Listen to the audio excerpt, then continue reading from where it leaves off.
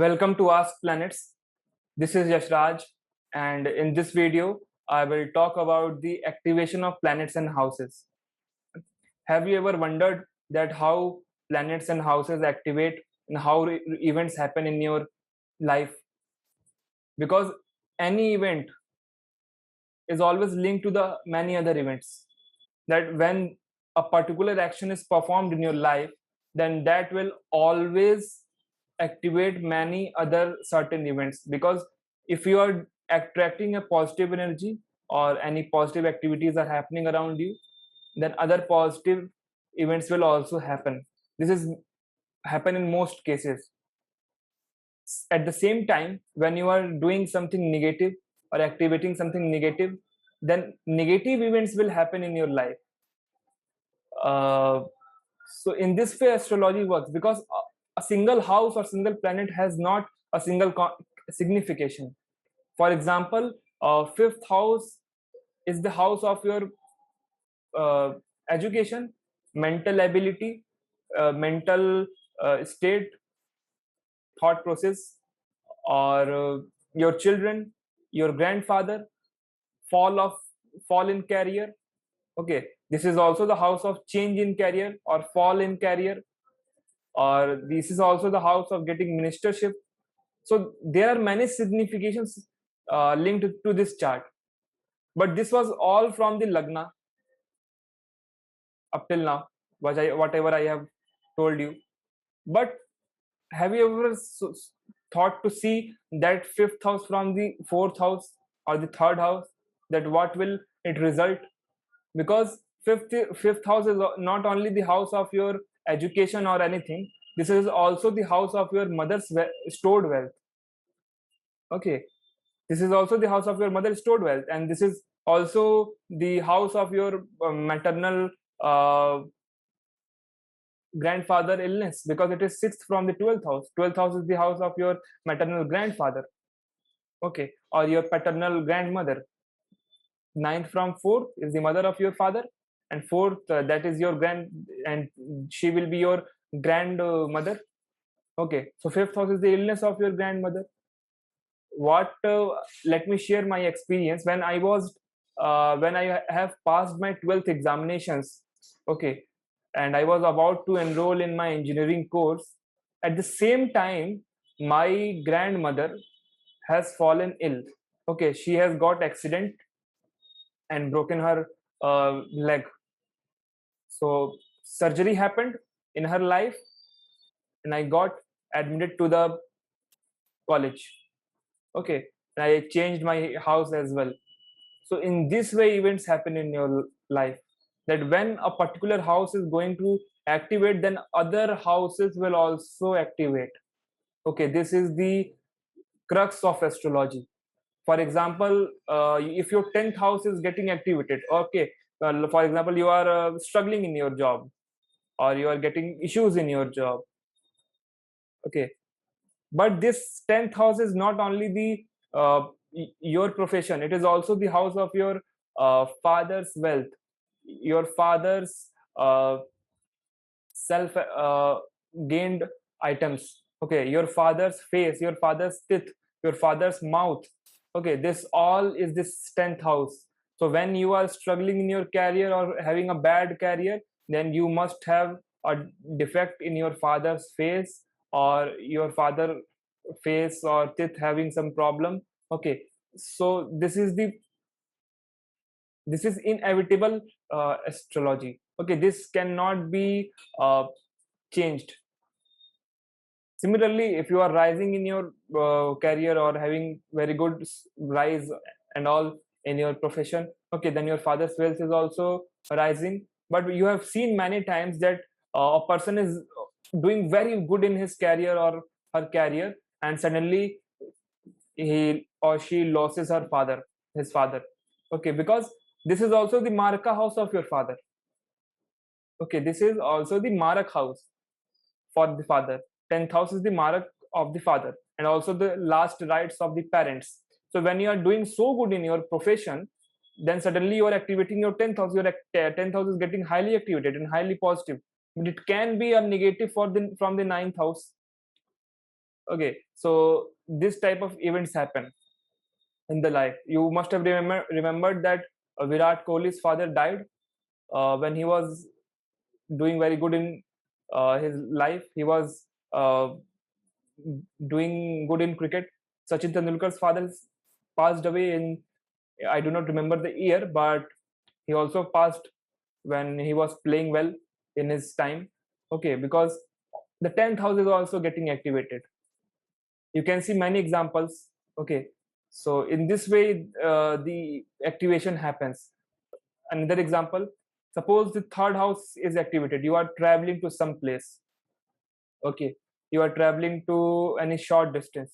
Okay, but for say you are going for a long distance travel. Okay, then the ninth house is activated.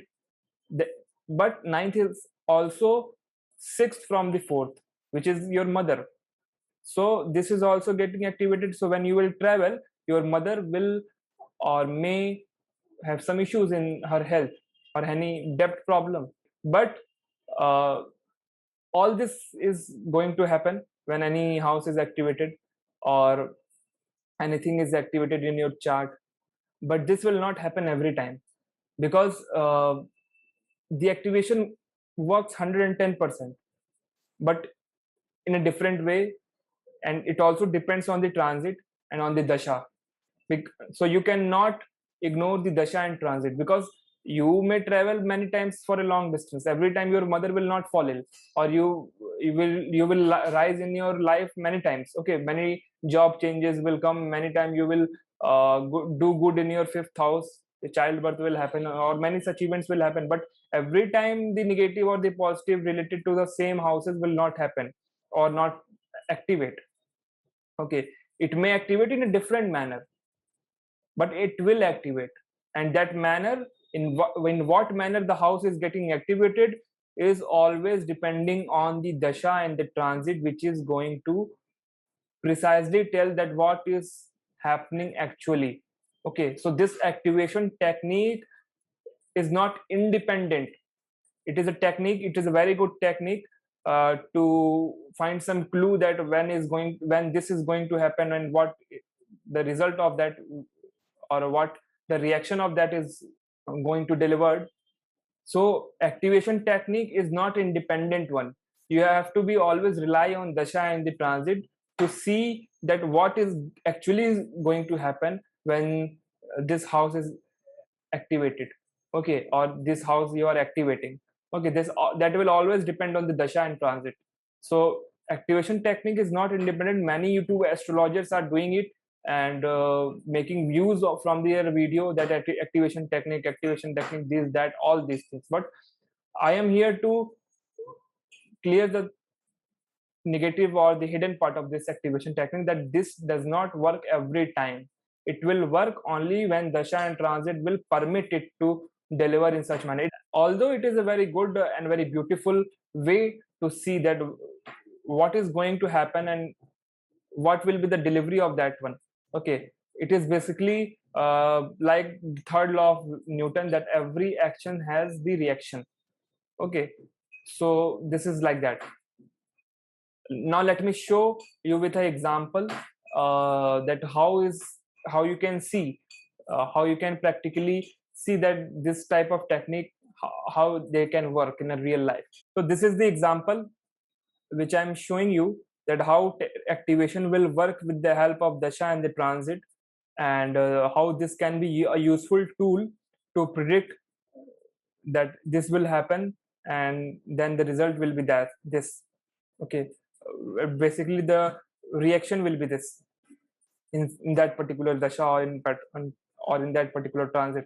Because it is very important to see as an astrologer that what karma are you doing and what it is affecting you in a negative or in a positive, and in that manner we can make remedies, and those remedies work brilliantly.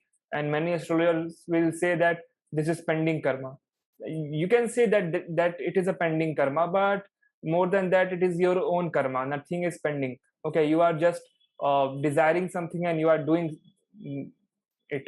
Okay, it is not the pending work, it is the desire of you which brings you in this world. Once your desire are zero, you are not going to come on this planet. So this is the state of, I will say, a singular state. You have to be in a singular state to attain the salvation, to attain the moksha. Pending karma or any karma will happen automatically. Okay, there is, you cannot resist it. So coming to the point that how you can use this uh, activation one. In this chart, uh, I was about to time the marriage, that how marriage will happen and when will happen. Okay, but when I was seeing the chart, I focused on the Libra, because Libra is a natural house, and the seventh house, which is the house of marriage, and seventh lord, which is the lord of marriage, and the Karaka. So these four items should be seen for any event to happen: the house, the lord, the Karaka, and the natural house for that house.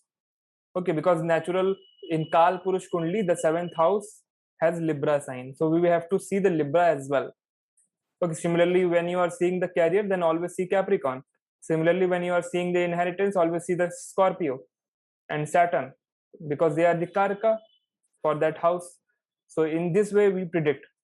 Now when I was seeing the marriage, then I focused on the Libra, because Libra is falling in the 10th house. So Libra has to be activated for the marriage, and when Libra will activate, the 10th house will activate, or vice versa.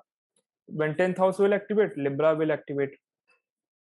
Capricorn has to activate as well, because Capricorn is linked with the 7th house in natural Kal Purush Kundli.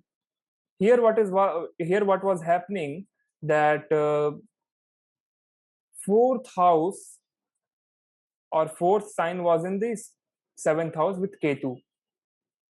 So the first thing the first thing came to my mind, because fourth sign is in Ketu. So Rahu Ketu shows transformation generally. So this has to be activated for marriage. This has to be activated, and when this will activate, then event related to the fourth should also activate.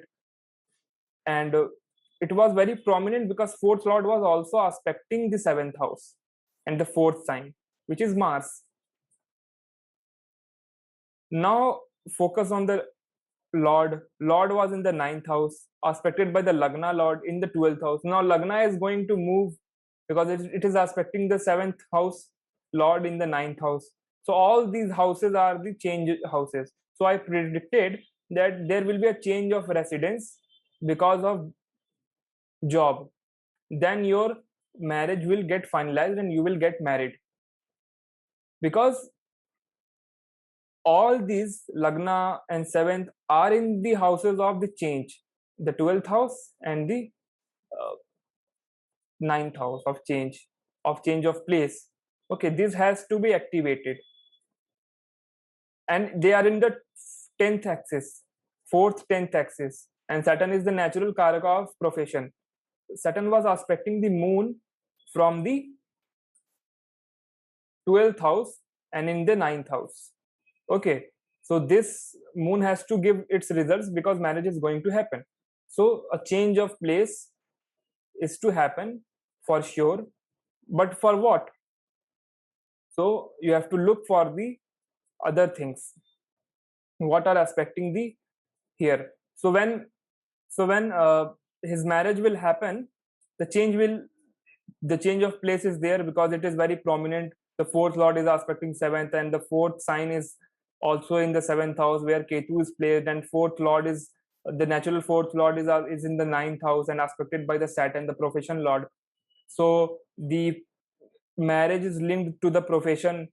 Okay, and that too, the 10th aspect of Saturn is coming to the moon. Now we will focus on the 10th. Now the 10th house is also related to the Libra. Okay, so Libra and 10th both will get activated. Venus is also aspecting the 7th house, and that too in Rahu with the 11th lord. So he has got a better job, and a change of place happened. Then his marriage is promised or finalized, and now he is changing his house as well. Okay, So this is the one way to predict that when your particular event will happen, then this event will happen. But the crux is that this will not happen every time. Okay, now we have to see in the dashas why dashas are also delivering the same promise. Dasha was of Rahu Ketu. I hope with this you can say that this is so prominent that Rahu is in the Lagna and Ketu is in the seventh house of the marriage, and the lord of Ketu is the moon and aspected by Saturn. So all these are activated here, and that's why he changed the job and profession and also getting finalized for the marriage. Okay, I am sharing a much more deeper technique to you. Focus on the Arudha Pada. Okay, the Bhav Pada actually. The 10th house, the 10th Bhav Pada is in the 4th house. The 7th house has the Bhav Pada of the ninth house. Okay, the 11th house has the Bhav Pada of the 7th house. More important, more important is the 7th house Bhav Pada, because here it is the ninth pada is falling. So when ninth pada will activate, then seventh house will activate, or the seventh house will activate, the ninth pada will activate. Okay, so ninth pada is for the change. That's why change in place was bound to happen whenever this native was going to get married. Okay, and when change of place is happening, then we have to see the fourth pada, where the fourth pada is. Okay, fourth pada is in the 10th house. So the change of place is happening for the profession. That's why this event is predicted. Otherwise, it was not going to happen, and with the help of Dasha as well. So, in this way, we can predict the activation of certain things. And with this same technique, I have predicted many things related to the when you will do this karma, then this karma is going to affect you in this way for after 10 years. So in this way activation techniques works, but based on the dasha. Okay, and there are many layers in it to predict accurately that what is going to happen at the moment you are going to get married, or the at the moment when you are going to get the job or the change your job, and the place will happen at the same time. Okay, then the events happen in the life. Okay, because this native has also changed the place and the job 2 or 3 years back, but that time marriage was not happened. But what was happening at that time, that marriage proposals was coming. A lot of proposals of marriage was coming to him when he has changed the job, but the proposals were not finalized or not getting finalized. Okay, a broken engagement was also happened. Okay, when he has changed the job and profession at the same time, many opportunities of marriage came, but that did not finalize. But why it finalized this time? Because of the favorability of dasha and transit both. Okay, alone no technique in astrology works. Every technique is linked to the other one. So please do not fall in the snapshot astrology, because in YouTube a lot of astrologers are doing snapshot astrology. Okay, and that is the danger to the astrology. Astrology should not be done in a snapshot manner. Astrology is always a comprehensive approach. Without that, astrology is nothing. Okay, it is not the game of snapshot predictions. Okay, snapshot predictions are useful, those techniques are useful and can be taken as a clue while prediction, not the not as a primary tool for the prediction. So this was from this video. Hope you would have liked the video, and please subscribe to the channel, because I'm trying to improve the frequency of my videos. I was not well in past few days, so videos were not going to be so frequent. Now I'm trying to improve the frequency of my videos. Please subscribe to the channel, share it to the other ones, and comment your thoughts in the comment box. Thank you.